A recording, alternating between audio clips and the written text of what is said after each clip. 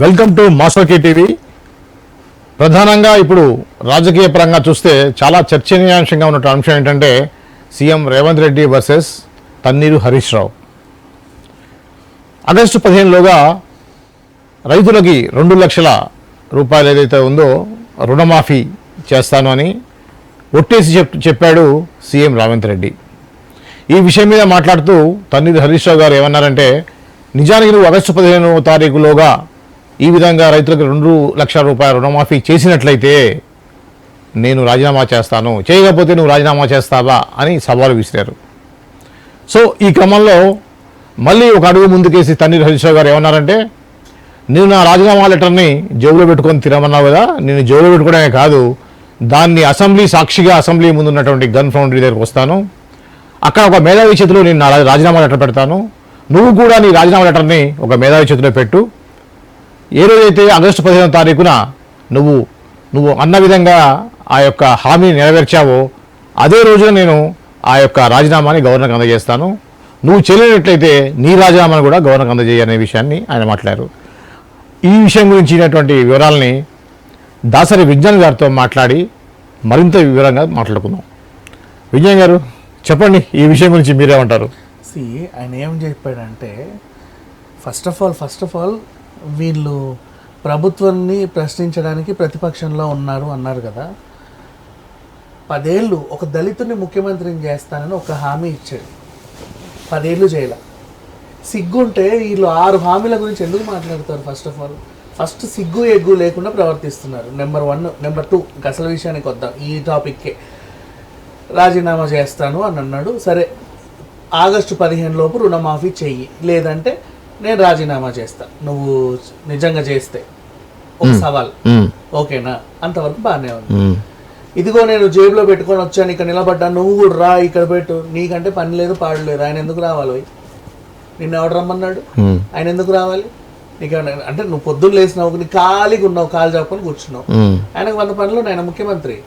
నీ ప్రతి పనికి మళ్ళీ వచ్చి అసెంబ్లీ ముందు వచ్చి నేను ఇది చేస్తున్నా, నీకు దమ్ము ఉంటే రా అని తొడగొడితే వచ్చేయాలా సీఎం? అట్లా అంటే రేపు రోజు అందరూ వచ్చేస్తారు ఇక్కడికే. సరే, ఆ విషయం పక్కన పెట్టేస్తే, ఇప్పుడు ఆగస్టు 15 విచిత్రం చెప్పనా, హరీష్ రావు ఎలా మలుస్తాడంటే దీన్ని, రుణమాఫీ జరిగింది, నువ్వు రాజీనామా చేయాలి కదా, చేయడు. ఏం చేస్తాడు తెలుసా? నేను ఇట్లా బెదిరిస్తేనే అయ్యింది, చూసావా మీకోసం నేను ఎంత చేశానో, ఈ చేతగానే ముఖ్యమంత్రి నన్ను రాజీనామా చేయమంటున్నాను, నేను రాజీనామా చేస్తే మీరు ఊరుకుంటారా? ఊరుకోము. అంటే గతంలో సేమ్ ఇలాంటిది ఒకటి ఆసక్తికరమైన విషయం జరిగింది. కొడంగల్ కాదు, ఎం సత్యనారాయణ గారు ఉన్నారు కదా, ఎం సత్యనారాయణ గారు ఏమన్నారంటే, కేసీఆర్ తెలంగాణ కోసం రిజైన్ చేసి మళ్ళీ బై ఎలక్షన్స్లో నిలబడ్డప్పుడు, నువ్వు నిలబడితే నా మంత్రి పదవి రాజీనామా చేస్తాను అన్నారు. ఆయన గెలిచారు, కరీంనగర్ నుంచి గెలిచారు. గెలిచిన తర్వాత ఈయన మంత్రి పదవికి రాజీనామా చేశాడు. తర్వాత రాజశేఖర రెడ్డి గారు ఆయనకి మళ్ళీ ఆర్టీసీ చైర్మన్గా ఇచ్చారు, అది వేరే విషయం అనుకోండి. సో ఈ యొక్క క్రమంలో, ఈ యొక్క సందర్భంలో దాన్ని చాలా మంది గుర్తు చేసుకునే అవకాశం ఉంది. గుర్తు చేసుకుంటారు, అది చాలా అద్భుతంగా జరిగింది. ఆయన చాలా నీతిగా నియమంగా చేశాడు. అవును, అట్లా అందుకే ఆయన సేవలను గుర్తించి మళ్ళీ ప్రభుత్వం ఆయనకు ఇంకో పోస్ట్ ఇచ్చింది. ఇక్కడ ఈయన సేవలను గుర్తించినా కేసీఆర్ ఇంకో పోస్ట్ చేయడానికి లేదు కదా, వాళ్ళ అధికారంలో లేరు ఫస్ట్. సరే, ఏ విషయమైనా ఇప్పుడు ఈయన తొడగొట్టాడు, రా తేల్చుకుందాం. ఈయన తలసాని శ్రీనివాస్ యాదవ్ గారు ఇంకో కొంతమంది వెళ్ళారు అక్కడ. మొత్తం వీళ్ళు ఏదైనా చిన్న హడావిడి చేస్తే మొత్తం ఆ మంద వస్తుంది కదా, గొర్రెల మంద, ఆ గొర్రెల మంద అంతా వెళ్ళింది. అక్కడ వీళ్ళు పోలీసులు ఏం చెప్పారంటే, 5గురికే పర్మిషన్, ఈయనతో పాటు హరీష్ రావుతో పాటు. అంటే హరీష్ రావు ఉండగా ఇంకా 4 ఉండాలి. మేము మీతో అందరూ పోండి, మేము పోము అన్నారు. ఇక వాళ్ళు లా అండ్ ఆర్డర్ సమస్య దాకా వచ్చింది. దాన్ని మళ్ళీ వీళ్ళు కావాలని, నీ పర్మిషన్ లేని చోటికి నువ్వే గొర్రెల మందని వేసుకొని వచ్చావు. ఈ గొర్రెలన్నీ బేవు అంటున్నాయి అక్కడికి వచ్చి. అది లా అండ్ ఆర్డర్ సమస్య. పోలీసులు జోక్యం చేసుకుంటే, చూసావా ప్రభుత్వం రేవంత్ రెడ్డి కావాలని నేను సవాల్ చేయడానికి వస్తే నన్ను పోలీసులతో కొట్టించాడు అని చెప్పడానికి.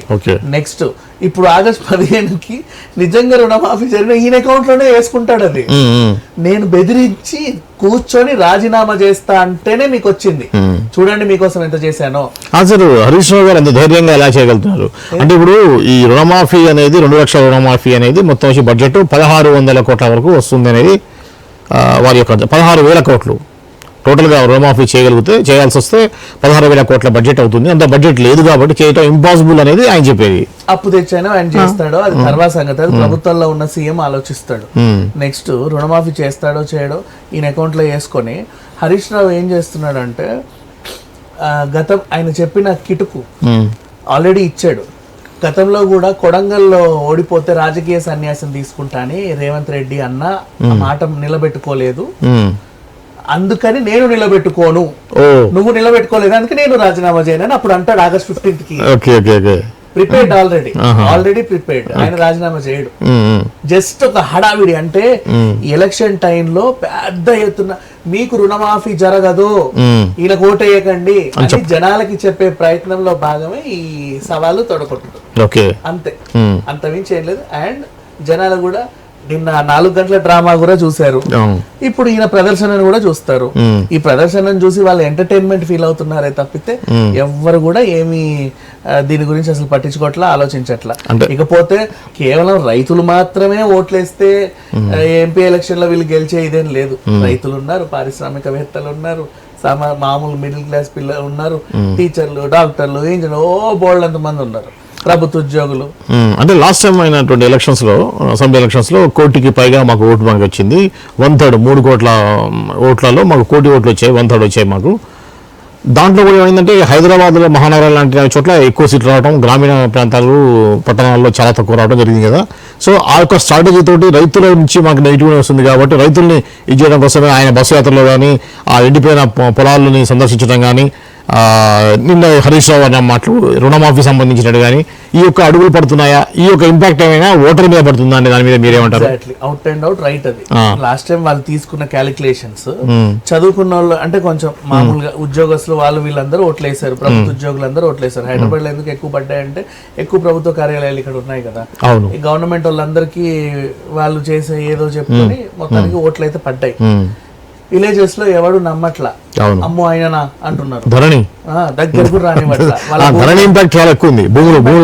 ఉంది వాడి భూమి అసలు ఉందో లేదో కూడా తెలియట్లా, రోజు రోజు వెళ్ళి చూసుకోవాల్సిన పరిస్థితి. ఒక్క రోజు ఆ నెంబర్ కనపడదు, అమ్మో గిలిగిలిగా కొట్టేసుకుంటారు ఏదో అయిపోయింది అని. సో ఆ ఇంపాక్ట్ పడింది. అందుకని మొన్న ఆయన ఏం చేశాడు, వెళ్ళి రైతు నేను మీకోసం వచ్చాను చూడండి అని చెప్పాడు. ఆయన ఎవరు పట్టించుకోవాలా.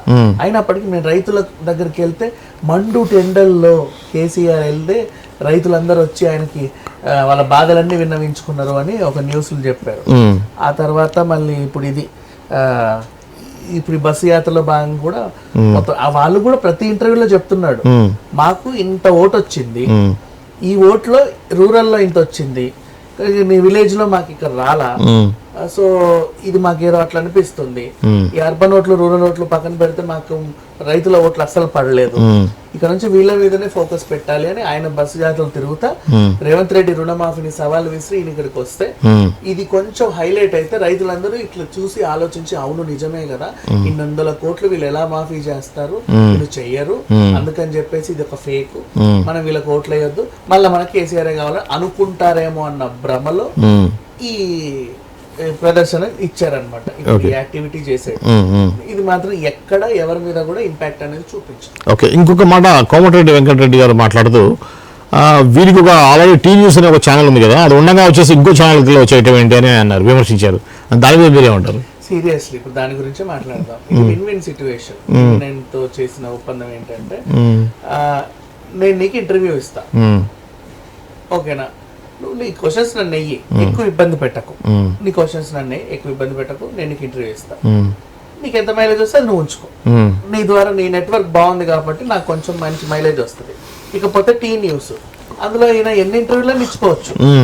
ఇప్పుడు కేటీఆర్ కూడా ఎలక్షన్ల ముందు సుమతో ఇంటర్వ్యూ చేసుకుంటారు, అవసరం లేదు.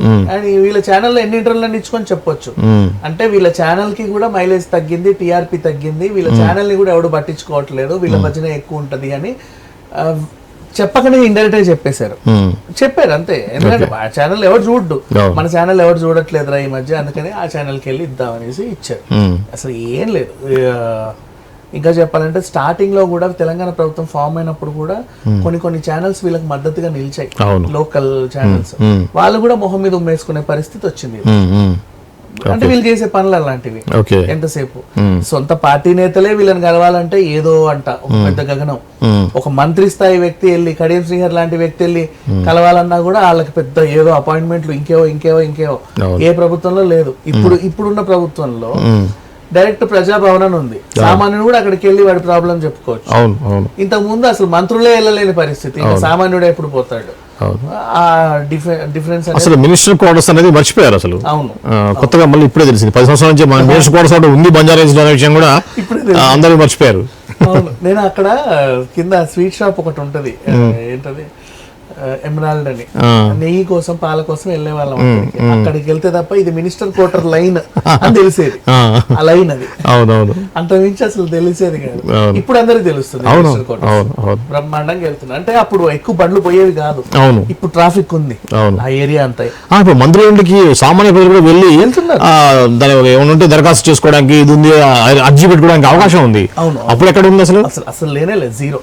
మామూలు సామాన్య మంత్రులు మినిస్టర్ పోవడం కాదు, మినిస్టర్కి సీఎం అపాయింట్మెంట్ దొరికేది కాదు. ఆ ప్రగతి భవన్ కూడా పెద్ద అదేంటిది ఒక కార్ వస్తేనే అది కూడా 1-2 సార్లు చూసి లోపల పంపేవాళ్ళు. మనుషులు ఎవడన్నా ఇట్లా సంచేసుకొని లోపలికి అసలు రోడ్డు మీదకి రానిచ్చేవాళ్ళు.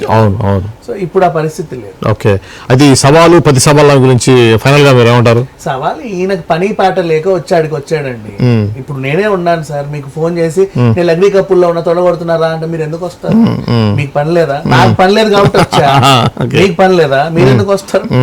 మీరు ఆ సవాల్ కోసం మీకు పని లేనట్టేగా. అంతేగా. అదే. ఓకే, ఇది అండి Thanneeru Harish Rao versus CM Revanth Reddy episode సంబంధించిన వివరాలు. మరిన్ని వివరాలు ముందు తెలుసుకుందాం. ఏం జరగబోతుంది అనేది కొంచెం ఆసక్తికరంగానే ఉంది. దీనికి రేవంత్ రెడ్డి గారు ఎలా స్పందిస్తారు అనేది చూడాలి. ఇటువంటి మరిన్ని రాజకీయ అప్డేట్స్ కోసం చూస్తూనే ఉండండి మాస్టర్ కీ టీవీ.